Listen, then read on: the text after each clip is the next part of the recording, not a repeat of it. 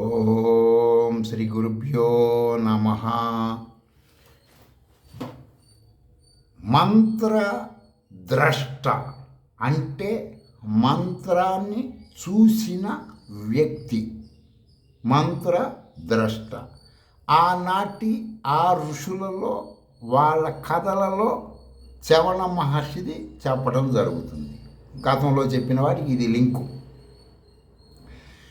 ఈ చవణ మహర్షి ఒక రాక్షసుడిని సృష్టిస్తాడు, ఇంద్రుడిని పేక కోసవతల వారేమని. వాడి పేరు మధుడు. ఆ మధుడు బై బర్త్ శరభతాలువా మేధా దక్షిణామూర్తి ఆలోచనల ద్వారా జన్మించాడు. ఈ రాక్షసుడు ఈ మధుడు అనబడేతను, ఓ మహర్షి, కొన్ని కారణాల వల్ల నువ్వు ఇంద్రుడిని క్షమించి వదిలేసావు. ఓకే, మీ ఇద్దరికి ఏమేమి లావాదేవీలు నాకు అనవసర విషయం కదా. ఇప్పుడు నేను పుట్టాను, నాకు ఆహారం కావాలి కదా. నా ఆహారం ఏంటి? ఇంద్రుడిని తింటే నా అయిపోతుంది నా పని. నేను వెళ్ళిపోతా. నేను బై బర్త్ ఎక్కడి నుంచి వచ్చినా అక్కడికి వెళ్ళిపోతా. ఈ విశ్వంలో అయిపోతుంది నా పని. అది ఆగిపోయింది కదా. మరి నాకు ఆహారం అప్పటిదాకా నా ఆహారం అది ఎప్పటికైనా జరగాలి. ఎప్పుడు ఏ యుగంలో జరుగుతుందో పక్కన పెట్టి, ఏ రూపంలో ఏ యుగంలో పక్కన పెట్టి, ఇప్పుడు నాకు ఆహారం ఏంటి? నువ్వు శరభసాలు దక్షిణామూర్తి ఆలోచన ద్వారా పుట్టాను నేను. నాకు క్షమ ప్రేమ దయ ఇలాంటివి ఉండవు. నాకు ఆహారం కోసం నేను పుట్టలేదు, నువ్వు పుట్టించావు. కారణం నీ తపస్సు. నువ్వు తపస్సు చేసావు, మంత్రసాధన చేసావు, ఆలోచన చేసావు, నేను పుట్టా. ఇప్పుడు అణుబాంబు ఎడ తయారు చేశాడండి? అణుబాంబు ఆకాశం నుంచి తీసుకురాలేదు కదండి. ఈ భూమి మీద ఇక్కడున్న పదార్థాలు కొన్ని కలిపితే వచ్చింది కదా. అది ఎట్ట తెలిసిన ఆయనకి? ఆలోచించాడు కదా. 24 గంటలు అదే ఆలోచన చేసి అది పుట్టింది. నువ్వు ఏది ఆలోచిస్తావు అదే నువ్వు అవుతూ ఉంటుంది కదా. శాస్త్రం, సైన్స్ కూడా. మళ్ళా తపస్సు చేసి నన్ను వదిలించుకో, లేదంటే ఈ రాక్షసుడు చెప్తుంటాడు చవణ మహర్షి దగ్గర, నన్ను తపస్సు పుట్టించావు, మళ్ళీ తపస్సు చేయి, శరభసాలువ దక్షిణామూర్తి చేయి, నెట్లో ఇక్కడ చూసుకోండి అవన్నీ పేర్లు.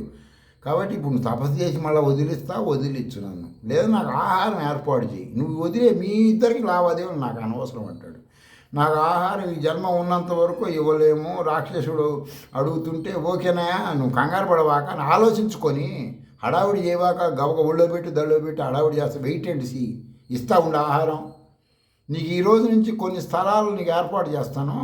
భూమి మీద కొన్ని స్థలాలు ఏర్పాటు చేస్తా, అక్కడికి వెళ్ళు, నీకు ఆహారం దొరుకుతుంది. ఏంటంటే నీకు నివాసం కూడా ఏర్పాటు చేస్తాను. ఆ స్థలాల్లో ఉండే జీవులు, ఆ స్థలాలలో, ఆ ప్లేసుల్లో, ఆ ఇప్పుడు దేశాలు, ఆ దేశాల్లో ఉండేటువంటి వాళ్ళు అన్నీ మన భారతదేశంలో కూడా, మీ ఇంట్లో నా ఇంట్లో కూడా శృతి విరుద్ధ కర్మలు చేస్తూ ఉంటారు. వాళ్ళు స్వామీజీలు కావచ్చు, పీఠాధిపతులు కావచ్చు, మఠాధిపతులు కావచ్చు, అవధూతులు కావచ్చు, బాబాలు కావచ్చు, ఫకీర్లు కావచ్చు, సామాన్య కులస్తులు కూడా కావచ్చు. శృతి విరుద్ధం. భారతీయులకి ప్రామాణిక గ్రంథం ఏందయ్యా? వేదము. వేద విరుద్ధముగా జీవిస్తూ ఉంటారు. వారికి తెలియకుండా ఆర్థిక మానసిక అనారోగ్య ఈ విధమైనటువంటి ఈ చెప్పినటువంటివన్నీ నాశనం చేసేసుకోపోయి వాళ్ళని నాశనం చెయ్యి. ఈ విషయాలు వారి ఆయుష్ తీసుకోపోయి అని వరం ఇస్తాడు. రియాలిటీ నేను చెప్పేది. కొంతమంది అంటే ఊరికే చచ్చాడు రైడంటూ. ఊరికే అటు చస్తాడు చెప్పండి? ఎవడు ఊరికే చావడు. వాడు చేసింది వాడు చెప్పడు, ఇంట్లో వాళ్ళు చెప్పరు. మనకి దాన్ని పోయి వాళ్ళందరూ ఇంట్లో వాళ్ళ మాటలు వినాలా? ఊరికే చచ్చాడా చెప్పండి? ఎన్ని ఘోరాతి ఘోర కర్మలు చేస్తాడు. ఇలాంటి ఇంద్రుని చంపడానికి సృష్టించిన రాక్షసుడు ఈయన చంపుతుంటాడు. ఇది చవణ మహర్షి హిస్టరీలో ఉంటుంది, చూసుకోండి పోయి కావాలంటే. దయచేసి కొంతమంది ధనవంతులు ఇంద్రుడి యొక్క కొంతమంది ధనవంతులు ఇంద్రుడికి ఇంద్రియాలకు సంబంధించినటువంటి, ఇంద్రుడు అంటే ఇంద్రియాలకు అధిపతి అండి, వాళ్ళు ఉంటారనమాట. వాళ్ళందరూ కూడా ఎవరి మాట వినరు. ధనవంతుల్లో 10 మంది ఎవరి మాట వినరు. వెనక ధనం మదంతో ఉంటారు. వాళ్ళకి అనారోగ్యం అని, తర్వాత ఆర్థిక సమస్యలు, మానసిక సమస్యలు, కుటుంబం గజిబిజి గందరగోళాలు అయ్యి వాళ్ళని కొంగదీస్తూ నువ్వు వెళ్ళి వాళ్ళ దగ్గరికి, నీకు ఆహారం అదే ఆహారం. ఇంద్రుడిని తినమన్నా కదా, ఇంద్రుడిని ఆగిపోయింది కదా, ఇప్పుడు నీకు ఇస్తున్నాం. ఓ మధుడు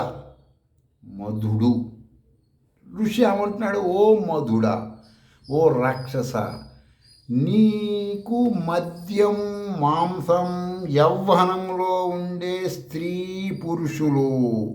నేను గతంలో, సరే ఇక్కడ ఆపుతున్నా, నేను గతంలో ఖాన్ అని ఒక అతను ఉండేవాడు. ఖాన్ గెద్దులో నెగిటివ్ ప్లేసు, ఖురాన్ తెలుగులో వాళ్ళ పూర్వీకులు రాశారండి. అందులో అతను నా దగ్గరికి వచ్చి శ్రీ విద్యా మంత్రాలు నేర్చుకున్నప్పుడు జిన్నాత్ ఖురాన్లో ఉంటుందండి, తెలుగు ఖురాన్లో చూసుకోండి జిన్నాత్. ఆ సబ్జెక్టు గురుగారు కొంచెం రీసెర్చ్ చేద్దామండి, మీరైతే బాగా సబ్జెక్టు అది అంటే సరే అని దాని మీద రీసెర్చ్ కూడా చేశా. నేను అప్పుడు ఆమ్నాయ సమామ్నాయ షడ ఆమ్నాయ మంత్ర తంత్ర యంత్ర పరిశోధకుని కదా, అందువల్ల రీసెర్చ్ కూడా చేసినప్పుడు ఆ ఆచారము దాని విధి విధానాలు కొన్ని తెలుసుకున్నాను.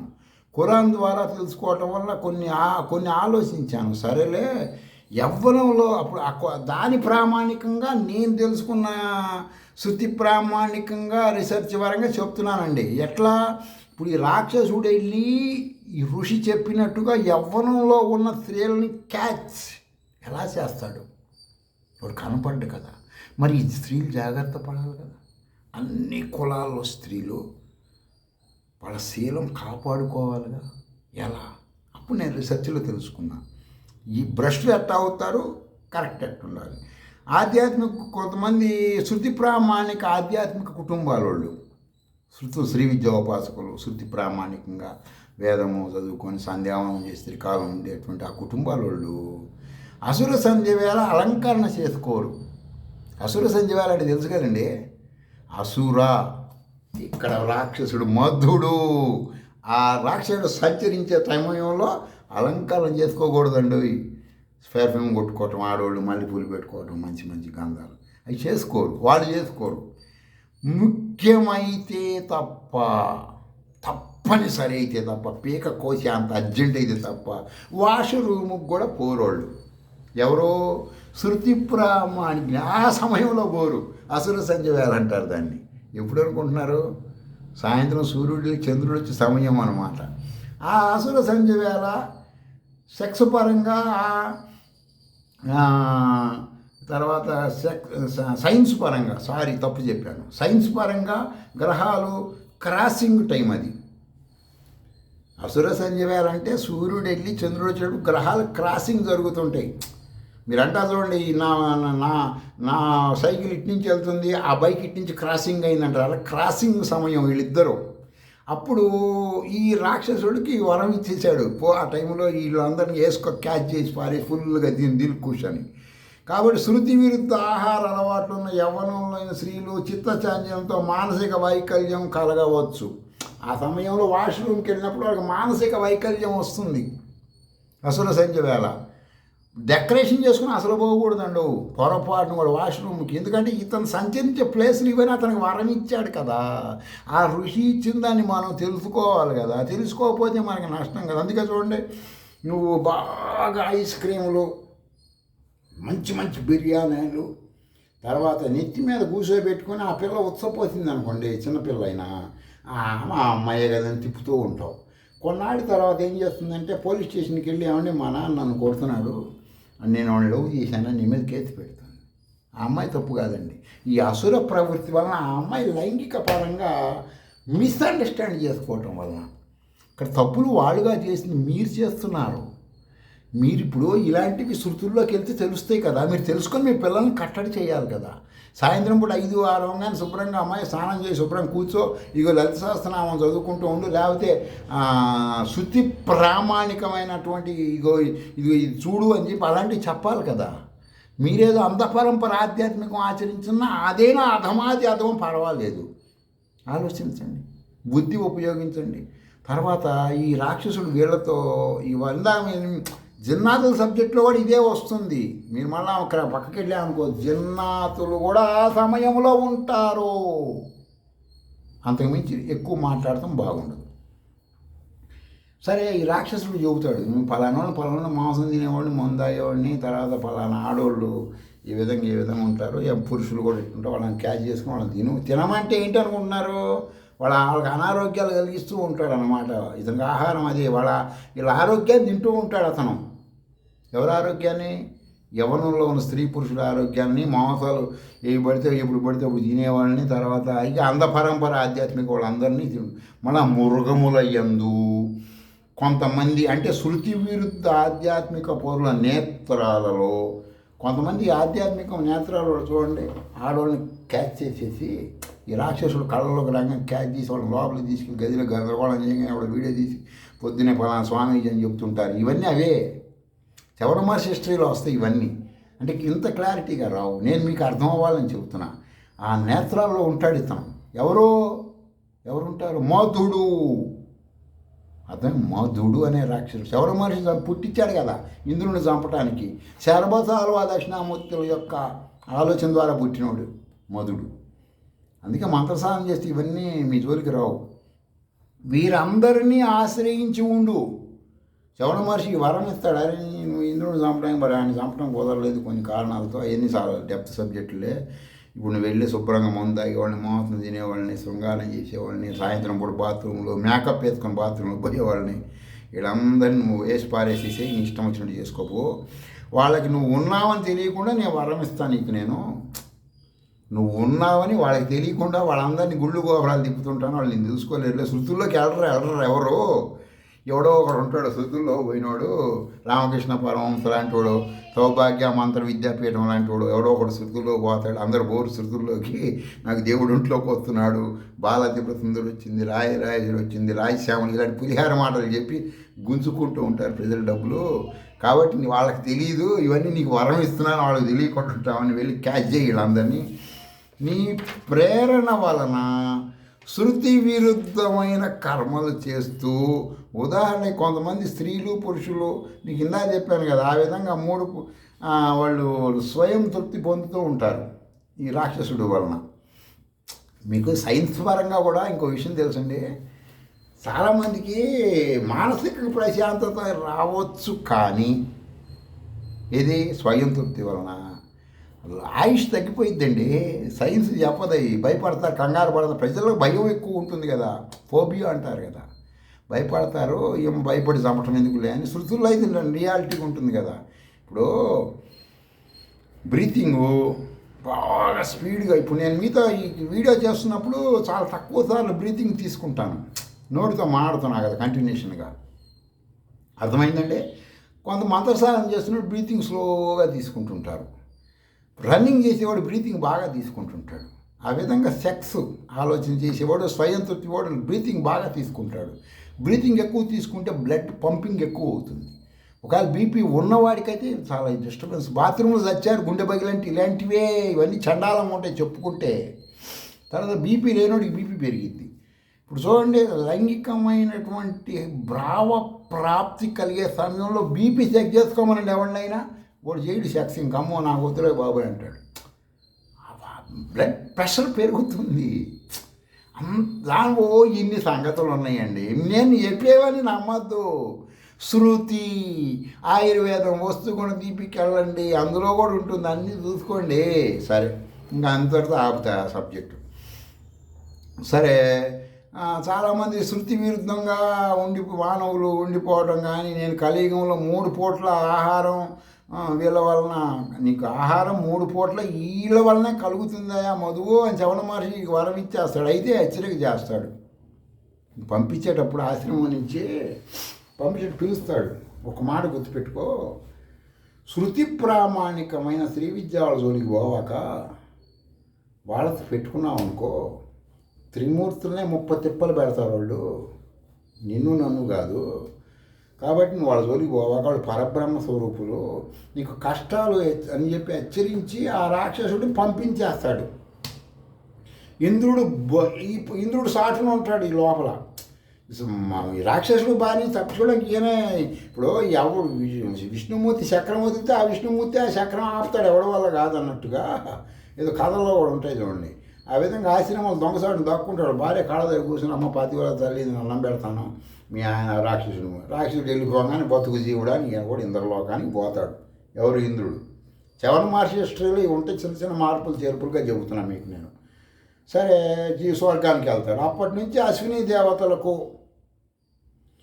ఏ యాగము యజ్ఞము చేసినా వారికి సోమపాన వాటా వచ్చింది.